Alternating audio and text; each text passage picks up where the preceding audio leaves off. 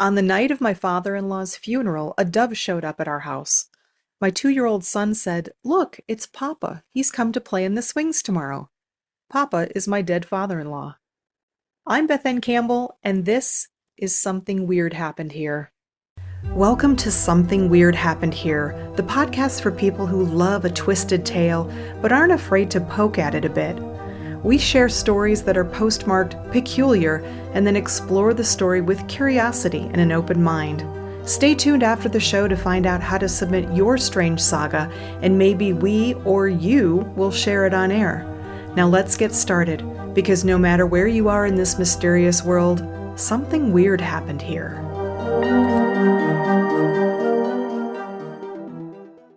This tale is postmarked Michigan, USA. Subject line, "My toddler sees dead people." Today we have two similar stories, and I'm thrilled to have my sister Allison here to help me out with them.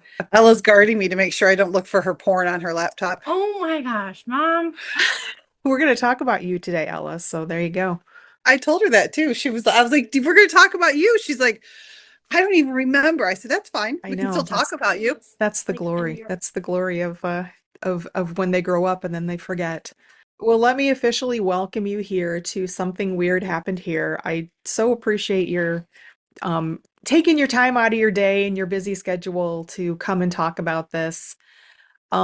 Just for the audience, so how this all kind of came to be is a couple months ago, I put out a post on social media just asking my friends, family, colleagues if they had ever experienced anything unexplainable. And one of my friends, now a former colleague, now friend, submitted a story about her toddler seeing dead people in her family. And so we're going to talk a little bit about that. But that also reminded me, Allie, of you, my wonderful sister, the story, really multiple stories of when our mom died and some weird things that happened, Oh, yeah. including a possible dead person sighting. So thanks for coming on to talk about that. I appreciate it. So I'm gonna first kind of read through the story from my friend first, and then we can kind of talk a little bit about it, and then we'll talk. And I want you to tell the story, help me tell the stories of Oh, the Ella. Yep. yeah, of Ella, my niece, your daughter. So the first story we're going to talk about comes from, I'll call her Connie. So the names have been changed out of respect for the living and the dead. So, but thank you, Connie, for the submission. You rock. I love you. So Connie says, "My youngest son used to see dead people. We had a funeral for my brother-in-law, Bill, in 2003 when my son Tyson was 6 months old. Tyson never really met Bill. Even if he did, he wouldn't remember him. A white dove flew into Tyson's window the night of the funeral, and it stayed there for 2 days. Fast forward to 2005 when my father-in-law passed away. That would be, I believe that's Bill's dad. Tyson's now 2.5, right? So we released doves at my father-in-law's funeral. We go home, and that night, again, a dove shows up, and Tyson says, "Hey, look, it's Papa." Papa's what he called her father-in-law. Aw. Yeah, he's come to play on the swings for tomorrow. And she's like, "Weird, but whatever." The next day, Tyson goes outside to play on the swings. He comes in and he says, "I was swinging with Papa and Uncle Bill." Connie says, "I'm super weirded out now, and I grab a photo album and I ask Tyson to point out Uncle Bill. He knows him, goes right for the picture. Tyson says he hangs out with Uncle Bill all the time outside in the backyard. So this faded after about a year, and I've asked Tyson about this over the years. He doesn't remember any of it, but it definitely kept me up for a while." So that's kind of the story that we'll talk about a similar story in a minute. But Allie, you're a breeder, right? Um you've bred. I haven't. Yes, I'm a breeder. I am You're a bred. breeder. And you hobnob with other breeders. Have any of your friends or whatever ever talked about any weird stuff, or like like their kids like knowing things that they didn't know? I don't recall. I was trying to think of that too in the past like week or so since we chatted. I don't recall any of them ever having like a moment where they thought, Yeah, or where they've talked about weird things about Yeah. their kids, which kind of made me all feel, I always feel like I was a crazy person. I'm like, what do you Right. mean? Like, Yeah. Ella's just a crazy person. But I think sometimes it's, little kids, sometimes they say things and we don't always Yeah. believe or connect what they're saying Yeah. to something else. You know what I mean? Like they'll always say things, they'll always do things. But I truly don't, I think that as they get like older, they forget. They completely have no idea. Yeah, But I agree. I think there's two sides of it. Like, so on the one hand, I know so many people and I've heard so many people talk about their kids saying things like, oh no, that was my other mommy before you, right? mhm. Like implying a past life. But I also know, just because this show is really about being curious and just, poking a little bit, but I also think that kids do, even babies, even a 6-month-old could pick up on things, like Oh yeah. we think nobody, they couldn't possibly know about Uncle Bill from the Family Affair. Yeah. But they could hear things and they could pick it up. It could be coincidence, but honestly, if I were a parent and my kid did that, I would probably freak out and shit my pants because I don't and I say this as a ghost hunter for 10 years. If I ever did witness something really creepy, I don't know. I don't know how I'd deal.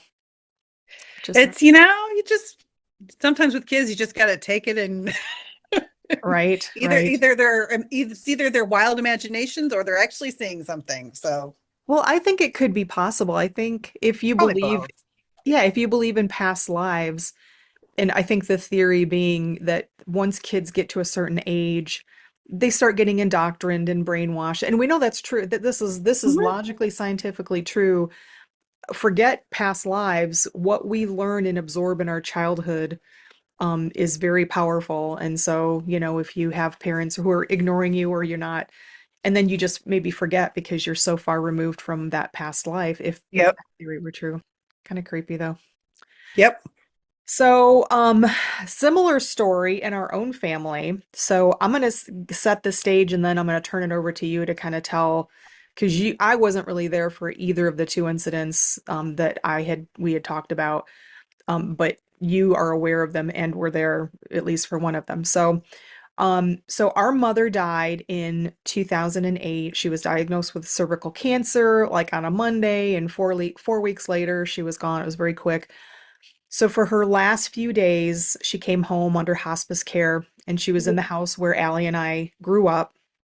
She was in one of the spare bedrooms. I call it the mom room because it was, of course, every closet had her clothes in them, but this Ah, yes. this particular closet was the closet that you used to come home from college or wherever and you'd go, let's go shopping in mom's closet because all of her clothes You can that always find some good deals. It's always totally great deal when it's free, she had a lot of clothes, but it was except for the decorated mom's. in her very feminine kind of country style The and for whatever. shoes, the shoe Yes. pictures. Yes. Yeah, my mom was like collectible shoe collector, so but anyway, so she was in the spare bedroom. Actually, what used to be my bedroom and then was Allie's bedroom at some point as we were growing up. So I think it was everybody's bedroom.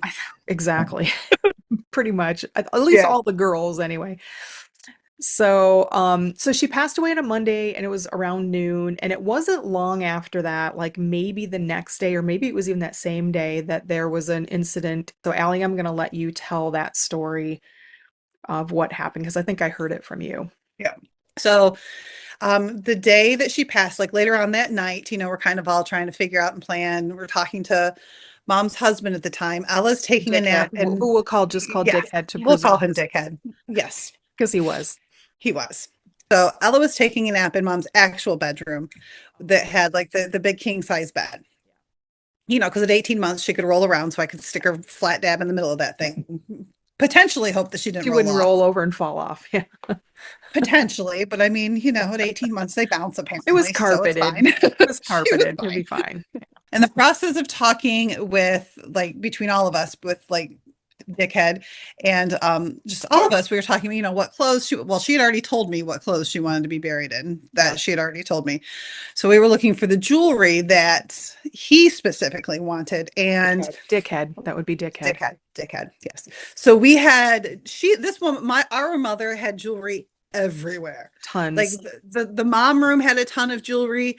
Her bedroom had a ton of jewelry. It had it like she had a thing that was hanging on the back of her closet door that was filled with different types of jewelry. This I crap have was one of everywhere. those. I do. Yeah, you do. Congratulations, your 'Cause I am mom. mom. Your mom. She was like a borderline, just for anybody out there. She was, Hoarder. I wouldn't call her like a full-on hoarder because like hoarders are like messy, but she was definitely like I will call her a fashion hoarder because she had Yes. shitloads of clothes and shitloads of Lots of jewelry she just jewelry. loved buying and wearing. Yep. So there was this specific set of earrings and specific necklace that we were looking for of mom in that. Like I actually have that picture now hanging on one of my. Actually, I might have it somewhere close by, but so I actually have a picture of that jewelry. So we were all tearing apart looking for it. We'd all, we had that picture for reference. We all knew what we were looking for. She wore that stuff all the time, that She set did. too. She had Yeah. there were several pictures I think of her in that Yeah. particular set. And it was insane that we couldn't find it. So like we had terrorized everywhere in that bedroom, but we terrorized it quietly because Ella was napping in there. So we were trying Yeah. to be I very, mean, you're very talking quiet. like boxes, bags, Oh God. closet, jewelry Tote boxes, storage totes, organizers, like jewelry, everything. like things that had, yes, all the things. Yes, mom had a jewelry problem. It's possible she passed that on to me. I don't, there's a 12-step program, No but I'm not judgment. interested. No Yeah, judgment, at least not on air. I no. do judge, but There's I a could judge myself too, so. But so I mean, there were probably 7 or 8 people tearing. I remember like everybody was looking for No. these, so we couldn't find it. We give up. We're like, fine, we'll just have to find something else. So about an hour and a half later, back in those days when Ella actually took long, lovely, luxurious naps, I'm like, oh, I should go wake up Ella. She hadn't made a sound. She wasn't crying or anything, but I was like, oh, we should probably go check on her. She's been quiet for a while. That could be dangerous with a small child. So I go in there. She's just sitting up, cross-legged on the bed, and just her diaper and her shirt. And she's wearing the necklace and holding one of the earrings that we were looking for. So to this day, that little girl, because she knows this story, she's heard it enough times. Like we have that jewelry. I know it's supposed to be buried with mom, but we took it because she didn't need it Allegedly, anymore. allegedly. Well, she didn't need it anymore. So she was wearing the necklace, holding the earrings, and we had a hunt. Like it was on the bed. The other earring was on the bed. So I have no clue in the world where she found this. I mean, she would have. I mean, at 18 months, she would have no idea what we were looking for. Or She wouldn't know that. perhaps did Grandma Sandy help her find it? Mhm. That's what I think. I think Grandma saw us looking. If she did, it wasn't because she really wanted us to find it. It was because she was like, stop going through my freaking closets and messing up all my clothes and jewelry. Here it is. No, she probably wanted it as a goodbye for Ella. So she could probably said goodbye to Ella and give this to your mommy. That's probably what she said. Who knows? Ella was not, she talked a lot when she was 18 months, but it never made any sense, much like it doesn't now. But So tell the story too, because there's a second incident, and I can't remember if this happened before or after when she was with our other sister Sue. I thought that one was in the mom room where she passed. that one was in the Yeah, mom room. So so the day afterwards, you and me and probably Dan, 20 my other husband, people. yeah, and We have a Dickhead. large family. We have a Yeah, very there's a lot large of family. us. Yeah. Talk about breeders. Um, so we were, I can't remember who else was there. It was probably my husband or he went, I don't, who knows. All I know is that I didn't have Ella with me, or our sister Sue stayed home to watch the kids. So they didn't have to, who wants to chase children around a funeral home? Right. So our sister Sue stayed home to watch the kids. So Sue had Ella in that room. They were just kind of hanging out, playing. I think there was probably toys for the kids or something in that room, or Sue just wanted to be near the room. Who knows? But she and Ella were sitting on the bed, just kind of playing, hanging out. And Ella kept looking at the corner of the room, like, like just standing in the corner and waving and saying, "Hi, Grandma." She just kept waving, saying, "Hi, Grandma. Hi, Grandma," in the corner of the room. So she definitely, I believe, saw Grandma. I do believe that. And it was And just I mom think looking over us. That's the one that kind of creeps me out. Like the Yeah. necklace one, it's too much of a coincidence for me to like really go logic on it, but there's a in the back of my mind, I can go, okay, well maybe she was just laying on it in the first place. I don't know. But that one is like, Yeah. grandma, Hi, grandma, Grandma. like Yep. it gives me chills just thinking about it right Yep. now. She would say hi, Grandma. And Emma and Evan, who definitely, it's not that Ella wasn't close to Grandma, but she was just so much younger. Emma was like the little one that, we've all seen the pictures of like mom and Emma Yeah. walking like Ella, my oldest, like naked walking. Listen, So they Ella were very close. so you told me in a text that you might have another story. So this is just one of those creepy, weird coincidences. Okay. So when we were choosing the hymns for her funeral, one that she always liked that she told me she wanted, it was one of my favorites, excuse me, which is How Great Thou Art. So we played How Great Thou Art was at her funeral. Anyways, for years, I like used to have to every once in a while play that song so that every time I heard it in church, I didn't like pass it like just Yeah. blubbering foolish idiot. So, Yeah. anyways, yes, this past week we had the house painted. And for years, ever since mom died, she had this little stone girl that she had originally purchased, I think, right around when my oldest Emma was born, Yeah. because it reminded her of Emma. I mean, mom had like a blanket that reminded her of Ella. Like she had those things, like they reminded her of her grandchildren. But this little stone girl she had bought and it had sat in her garden because it reminded her of Emma. So when she passed, I brought that little stone girl home. As it turns out, I have 3 children who were little demons. So at one point, and Evan confessed this past Sunday that it was probably him that did it, but somebody knocked over the little stone girl and she broke in half. Oh, for Like she God's sakes, literally Evan. broke it like years ago, like probably 10 years ago, this little stone girl broke in half. And I was like, well, I can't get rid of her, right? That was in mom's garden.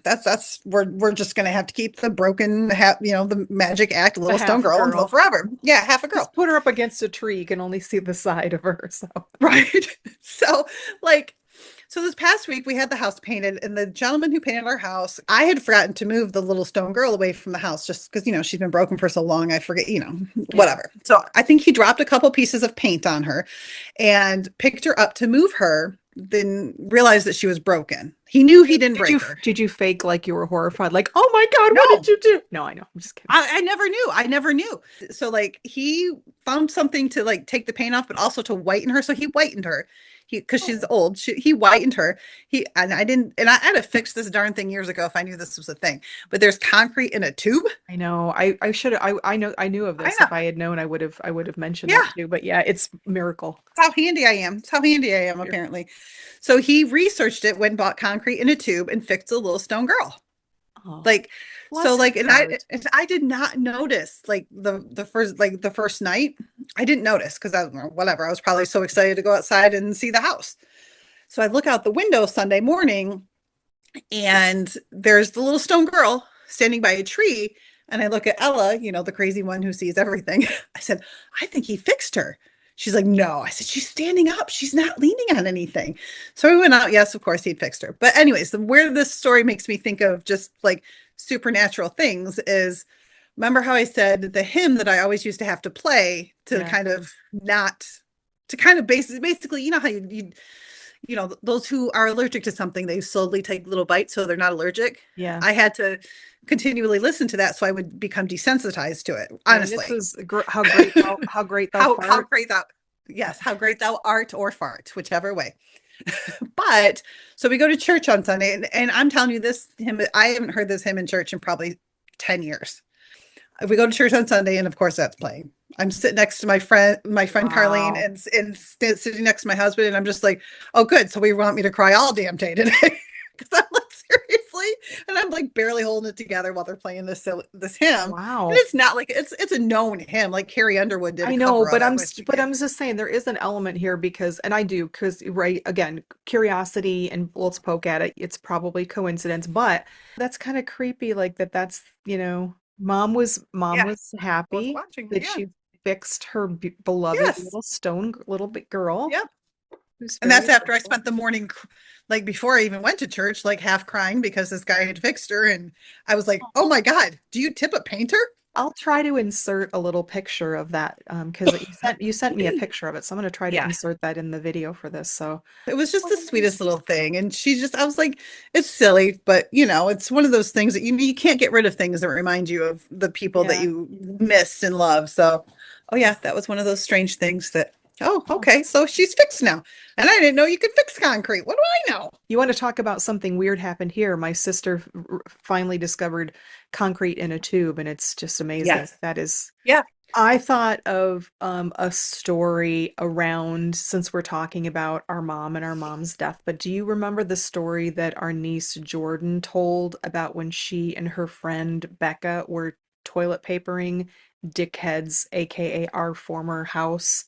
I So don't remember that. all right, I'm going to tell you the story right now. So the memory that I have of Jordan telling me this. So Jordan is our niece. Jordan was living at our childhood home with our sister, her mother, Yep. and my mother's husband, we generally not a fan of. Dickhead. Yeah, they were only married for like 4.5 months, and long story, Yep. but it was That's a not story a for she had another no will. podcast. Yeah, it was a story for another time, another podcast. But anyway, there was a lot of anger, right? So he was now in the house. He had actually, they had left the house, my sister, our sister, and our niece. So she was somewhere between 14 and 17 at the time. And she and her friend, again, there was a lot of anger at the husband. So she went one night, she and her friend went out to this house that he was still living in. This is again our childhood home for like 40 years. And they were toilet papering because he would go away for the weekend and they knew he wasn't going to be there. So they were toilet papering, just, getting a little bit of the emotion. She just lost her grandma. She was living in the house, so she, was closer to her physically than, and other than my sister, anybody else. So they're doing this TPing thing, and then her friend says to her at some point, "Who's that pretty lady up in the window who is waving at us?" And Ooh. she described this person, and Jordan said it sounded like grandma, which is our mom. Mhm. And she said she was kind of laughing, almost like she was approving of what they were doing. But the friend actually saw a woman in a window. There was nobody home. And according to Jordan, what I recall is that the description of the woman was our mom. And she was a pretty woman. She was Yeah, she a was. pretty woman. So, but even just some of the description, as I remember, just made Jordan think, "Oh, that was grandma." And in some sort of like Probably like was. laughing, like, haha, you know, She was probably saying, stick it to him. Stick that's it to right. that son of a bitch. Right. That's what she was Exactly. saying. Fuck him. Yeah, again, like you said, a story for another podcast. But Oh, that's a whole podcast in and of itself, is that guy. I hope when this airs that more people come out and tell me about their kids like having past lives or seeing dead people because I love those stories.